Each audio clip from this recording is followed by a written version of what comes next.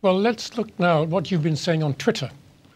On the Burundi elections, AVL Lemar reminds us of the historian Lord Acton's words when he says, "Absolute power corrupts absolutely." Burundi nation on one side against the individual Nkurunziza. Henry Matovu also feels very strongly about Nkurunziza and the negative impact of the elections in Burundi. He says, "Africa has been stained. It's the greedy beings that are the cause of this. Why build a foundation and destroy it?" There was also news of the CEO of Toshiba, Hisao Tanaka, who earlier today quit as president after it was alleged the company overstated its profits for 6 years. Dutigad believes that this is one of many examples of corporate corruption. He asks, "Wonder how many haven't been caught yet? I guess we will see soon enough." And last but not least, there have been responses to the passing of the welfare cuts bill totalling £12 billion last night in the House of Commons. Joe Pritchard says, "Welfare bill? Will all the Labour MPs who normally tweet and who abstained please explain why?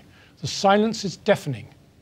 And Dennis Skinner at Bolsover Beast says, "It's appalling, but understandable that Tories back welfare cuts. It's appalling beyond belief that an interim Labour leader backs them." Well, on that same story, the government yesterday did win its second reading of a new welfare bill, which, among other things, will cap the amount of welfare a person can receive outside of London to £20,000. But this wasn't news itself. The vote has caused a huge split in the Labour Party over whether members should have abstained or voted against the measure. Nathaneal Amos-Sansam has this report. The morning after a routine vote on the government's welfare plans, media attention was trained squarely on the opposition Labour Party. It had been badly split over the issue, with over 40 members defying the party whip to oppose the government's changes to welfare. The vote illustrated the deep hole that the party was in following the election result in May, something that the government is eager to exploit. Ahead of this month's emergency budget, the Chancellor of the Exchequer, George Osborne, made it clear that he intended to lower the welfare cap much lower than the £23,000 which he had pledged during the election.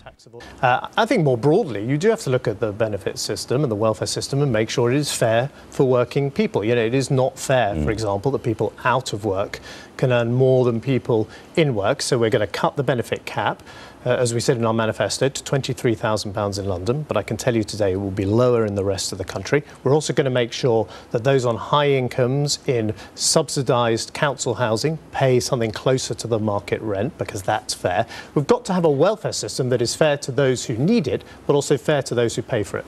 In his budget, which followed those comments, the Chancellor also announced plans to remove tax credits from some working families and to introduce a living wage of £9 an hour by 2020, something which undercut Labour's election pledge of £8 by the same year.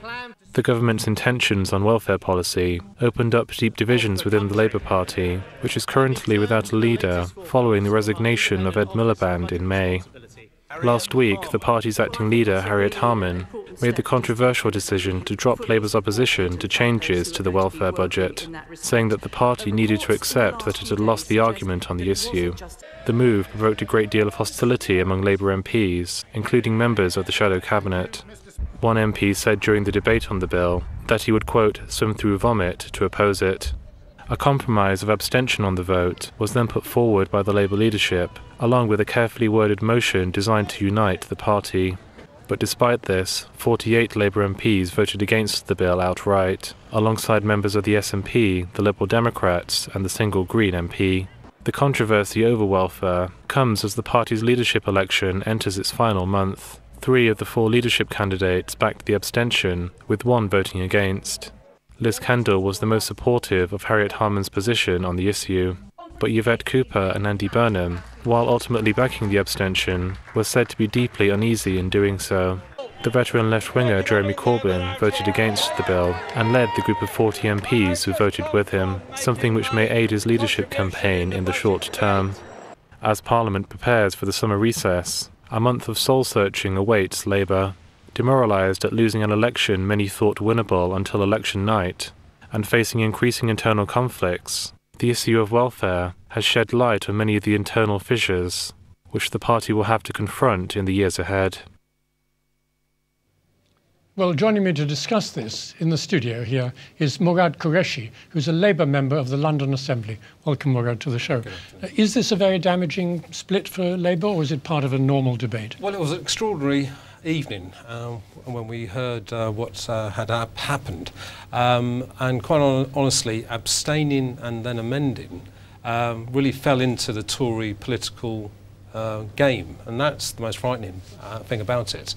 During the general election, for example, the Tories were openly saying they're going to make £12 billion worth of welfare cuts, but no one actually got to the bottom of what that meant, and they got away with that, and that's both us in opposition and amongst journalists. It was only when the budget announcement came that we heard about the impacts on credit to working people and housing benefit caps and what have you.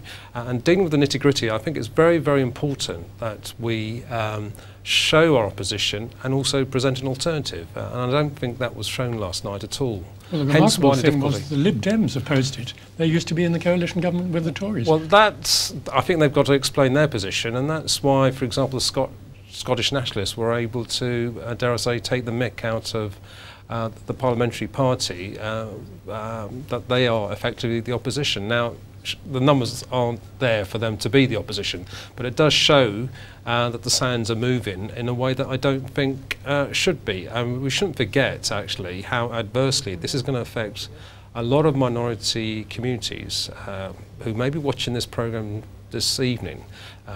Members of the Pakistani and Bangladeshi community who have predominantly got families of beyond 3 members. If they're part of the working population, their tax credits that they're getting are going to be cut off after the 3rd child. And that's the reality we've got to address. And you know, recently it was suggested that minority communities were now voting a bit more for the Tories. It went from 16 to 25%. Well, I think this has had a quite extraordinary impact already on their lives. Well, Jeremy Corbyn also points out that in the new cap on rent subsidies, housing benefit, will mean that a lot of people will be forced out of London. He said there'll be social cleansing. Indeed, and there's this continuing idea that living in London is a luxury that we should not take for granted. Forgets the pressures that most people live under in trying to still live in London, not just central, but the whole of Greater London. I think Jeremy's main point last night was the impact on child poverty, and he's quite right to be worried about the impact. And there's one party I would expect to defend and make progress on that front is, of course, my party, the Labour Party, and we shouldn't lose sight of that historic responsibility. For example, we're talking about dismantling the proposals from the Tory government, dismantling the legal obligation that the government has to reduce that. Now that's got to be fought tooth and nail, and I trust the parliamentary party isn't going to concede that, as well as this idea that they've been given a mandate on these £12 billion welfare cuts. Well, let's come back to that. I mean, why do you think that Harriet Harman, who's the interim leader, took this decision not to oppose? Yeah. What struck me about this was actually you had magazines like The Economist suggesting that the budget was politically astute but economically flawed. And they thought it was indefensible that you could have welfare cuts and then cut inheritance tax at the same time. Now, if a magazine like The Economist can see it in those terms, I'm surprised the front benchers in the shadow cabinet weren't able to see it in those very stark terms, because that was the contrast. Yes, we were looking at the implications in the welfare bill last night, but we shouldn't also lose sight of what other things are happening in the budgetary context. And no one's actually pointed out the impact of the inheritance tax going down on the housing market, for example. It would just actually probably encourage people to buy bigger houses. But let me come back to the point I wanted to get you to talk about, which is Harriet Harman. I mean, why did she take this decision virtually on her own, was it? I'm none the wiser, is the truth of the matter. And in some ways, when you have an interim leader, they have got scope to do this. But I would like to be reassured that once we do elect a leader, that there is comeback on these decisions that may have been set in motion because of the interim leader.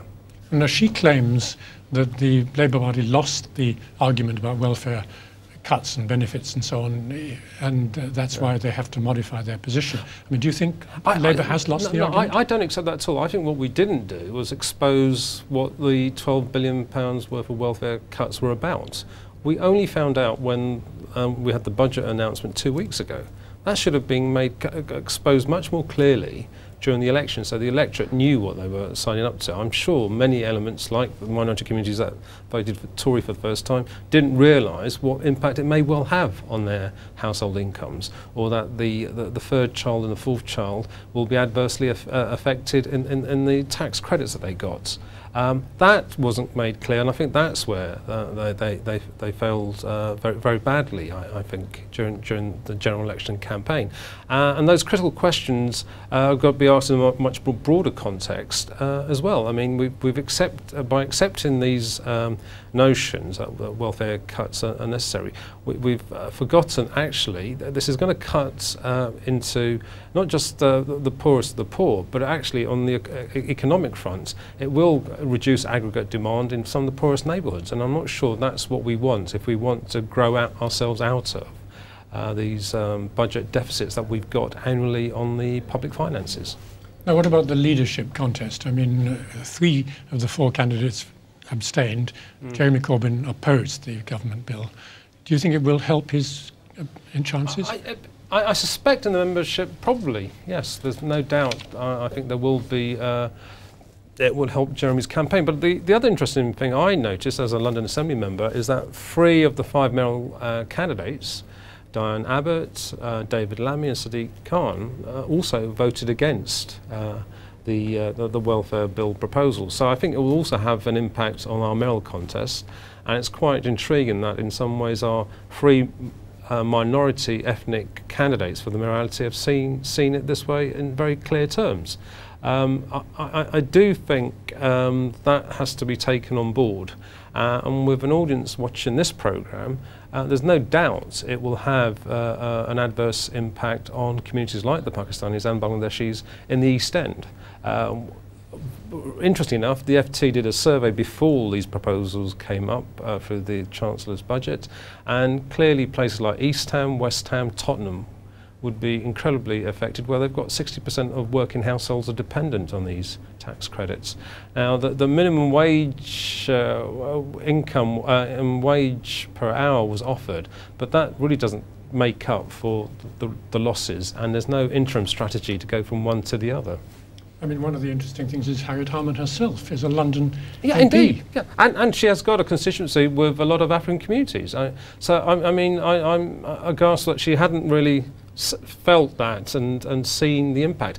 I mean, I've just recently found out that a friend of mine's father is on job seekers allowance. He's only getting £65. Now, tell me, can you live on £65 a week in London? I suggest not. So I really do think we need to focus on defending what we've got already, and opposing the welfare bill, and also propose alternatives. That's much better framework than actually abstaining and then put in amendments.